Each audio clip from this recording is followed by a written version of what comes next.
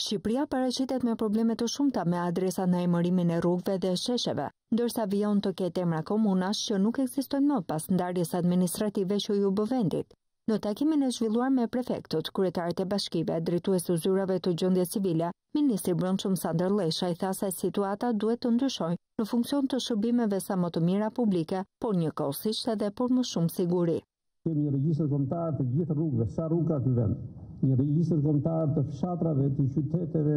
Përgjegjësia juaj është që këto emërtime të vendosni fizikisht në terren sipas një standardi që tashmë është miratuar nga qeveria. Llesha tha se është e papranueshme që një shtetas që mban pasaportë shqiptare të mos deklarojë një adresë të saj. Ai kujtoi që bëhet fjalë për një proces të detyrueshëm ligjor dhe tha se do të ketë penalizime deri në sanksione nëse ka devijime nga përmbushja e tij.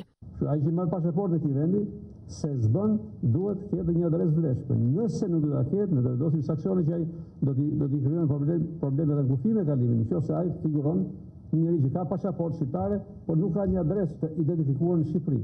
Tetori duket se do të jetë afati fundor për emërtimin e banesave, emrat e rrugëve në gusht, ndërsa emrat e qyteteve në korrik.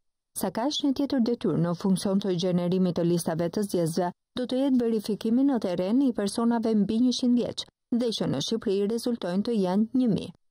Një propozim erdhi dhe nga kryetari i Bashkisë Tirane, Erion Veliaj, për shmangjen e lokaleve private si qendra votimi ditën e zgjedhjeve dhe përdorimin në vend të tyre të qendrave të lëvizshme.